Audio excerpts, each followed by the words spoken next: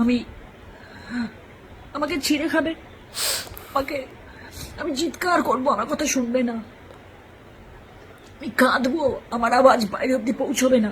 So বন্ধুরা, আজ আমরা দেখব বাংলার সব থেকে বড় রিয়েলিটি শো এর মোস্ট ন্যাকা কান্না করা মানুষ রিয়াল জগতে এসে কতটা ন্যাকা কান্না করতে পারে, সেটাই আজ আমরা এই ভিডিওটির মাধ্যমে দেখব।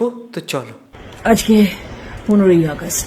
হ্যাঁ, আজকে 15ই আগস্ট। কেসের প্রায় এক সপ্তাহ হয়ে গেছে, আর এখন আমাদের দিদির ঘুম ভেঙেছে। এখন আমাদের দিদি জানতে পেরেছে যে বাংলায় কলকাতার মতো একটা জায়গায় এরকম জঘন্যতম একটা কেস ঘটেছে। আমার মনে হয় দিদি আমাদের এতদিন ঘুমোচ্ছিল, 15 তারিখে আমাদের দিদির ঘুম ভেঙেছে।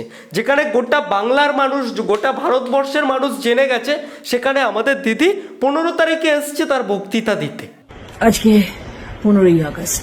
একবার শুধু ভাবো, লোকসভার একজন মহিলা প্রার্থী, শুধু একবার ভাবো, বাংলার একটা জনপ্রিয় শো দিদি নাম্বার ওয়ান, এই দিদি নাম্বার ওয়ানের অ্যাঙ্কারিং আমাদের এই দিদি, আবার যে শো এর মোস্ট অডিয়েন্স সেই মহিলারাই, মানে কি করে পারলো নিজে একটা মেয়ে হয়ে কলকাতায় একটা মেয়ের সাথে এরকম জঘন্যতম কেস হয়েছে, আর আমাদের দিদি সেখানে মহিলা সংসদ হয়ে কি করে পারলো এরকম চুপচাপ বসে থাকতে। একটা কথাই ভাবতে খারাপ লাগে যে এরা হলো সংসদ, এরাই হলো সরকার, আর এরাই নাকি আমাদেরকে চালাবে। স্বাধীনতা দিবস, দেশ আমাদের স্বাধীন হয়েছে, ঠিক কথা।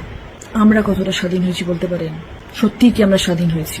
আমরা কি স্বাধীনভাবে ঘুরতে পারছি? সারা ভারতবর্ষের মহিলারা কি আজ স্বাধীনভাবে ঘুরতে পারছে? দিল্লি, মধ্যপ্রদেশ, উত্তরপ্রদেশ, মণিপুর, একটার পর একটা ঘটনা, একটার পর একটা ঘটনা। দিদি চলে গেছে দিল্লি, মধ্যপ্রদেশ, উত্তরপ্রদেশ, মণিপুর, না এখানেও খুব খারাপ ঘটনা ঘটেছে, কিন্তু দিদি তুমি একটু ভালো করে খোঁজ নিয়ে দেখো, তোমার রাজ্যেই তোমার পার্টিতেই এরকম লোক কিছু রয়েছে। পার্টির লোকেরা আগে এসে দেখে যাবে যে কোন বাড়ির বউটা দেখতে সুন্দর, কে কম বয়সী। এইবার তার ঘুমকি চলে আসবে, তোমার বাড়ির বউ তুমি ছেড়ে দাও, তুমি স্বামী হতে পারো কিন্তু তোমার কোনো অধিকার নেই, মানে নিয়ে চলে যাবে রাতের পর রাত, একদিনের জন্য না। যতক্ষণ তাদের নাম মন পড়বে ততক্ষণ তোমার কিন্তু রেহাই নেই, যতক্ষণ তাদের নাম মন পড়বে ততক্ষণ তোমার কিন্তু রেহাই নেই।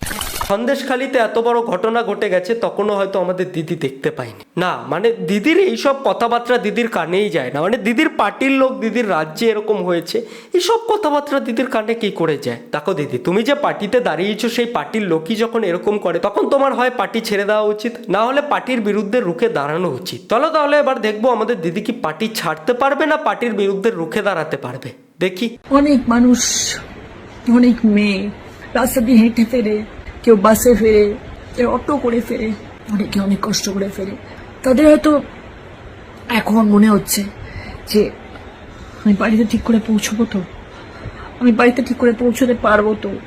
কেন হবে বলুন তো? এটা কেন হবে? মানে সত্যি আমাদের রচনা দিদির মাথায় কত চিন্তা, কত কান্না শুধু মেয়েদের সেফটি নিয়ে। 14 তারিখ পর্যন্ত আমাদের দিদি ঘুমিয়ে থেকে 15 তারিখে উঠে আমাদের দিদির ঘুম ভেঙেছে। অ্যাকচুয়ালি বন্ধুরা সেটা নয়, 14 তারিখ রাতে বাংলায় মহিলাদের যা গর্জন উঠেছিল, সেটা দেখে আমাদের রচনা দিদি নিজেই ঘাবড়ে গেছে যে এত মহিলারা যখন একজোট হয়েছে, এবারও যদি দিদি আমাদের চুপ থাকে, তাহলে হয়তো দিদির দোকানের শাটার যখন তখন নেমে যেতে পারে। অ্যাকচুয়ালি দিদি নাম্বার ওয়ান যে শোটা, ওটা তো মহিলাদেরই। যদি কোনো মহিলা দিদি নাম্বার ওয়ানে এসে দিদিকে প্রশ্ন করে যে দিদি তুমি একজন সংসদ হয়ে কি করে পারলে এরকম চুপ করে থাকতে, তখন আমাদের দিদি কি বলবে? তাই উত্তর আগে থেকেই আমাদের দিদি রেডি করে রাখতে চাইছে। মাথা উঁচু করে বাঁচবো, মাথা উঁচু করে চলবো। আমি তো একজনের বোন, আমি একজনের মেয়ে। পুরুষ মানুষ আমাকে দেখে সম্মান করবে, পুরুষ মানুষ আমাকে দেখে আমাকে বাঁচানোর চেষ্টা করবে, আমি বিপদে পড়লে আমার হাত ধরে আমাকে বাড়ি পৌঁছে দেবে। এটা তো পুরুষ মানুষের জাত হওয়া উচিত। পুরুষ মানুষের জাত কি এরকম হবে যে আমাকে ছিঁড়ে খাবে,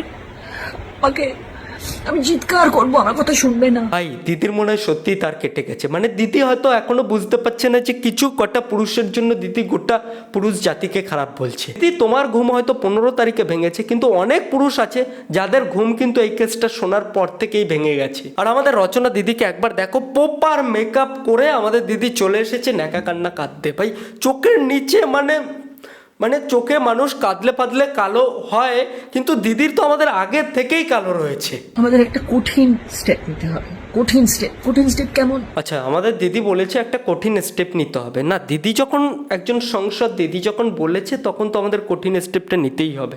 তো চলো দেখি আমাদের দিদি কঠিন স্টেপ কি কি নেয়। বিচার ব্যবস্থা এমন হতে হবে, ভারতীয় সংবিধানে বিচার ব্যবস্থা এমন হতে হবে যে কোনো মেয়ের দিকে কোনো পুরুষ কুনজর দিতে পারবে না। তাদের শাস্তি এমন হবে যে তারা ভাববে যে আমরা কি করেছি, কি করব, ভাববে যেটা আমরা করব কিনা। এইরকম শাস্তি হওয়া উচিত। না, ভারতবর্ষের কোন সংবিধানে লেখা রয়েছে মহিলাদের উপরে কুনজর দেওয়া যায়?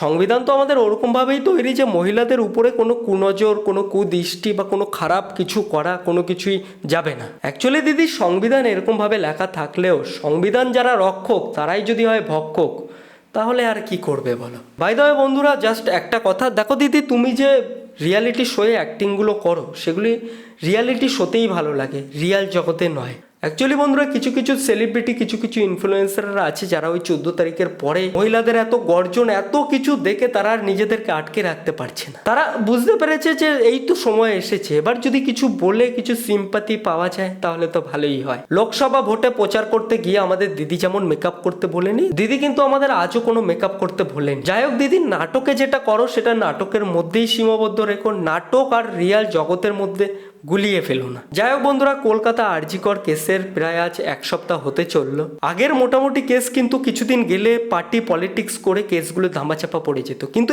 এই কেস যত এগোচ্ছে তত মানুষও কিন্তু সামনের দিকেই এগোচ্ছে। তাই সবার কাছে আমার অনুরোধ, সবাই কিন্তু এভাবে একসাথে থেকো, আর আমরা এই কেসের জাস্টিস পাবোই পাবো।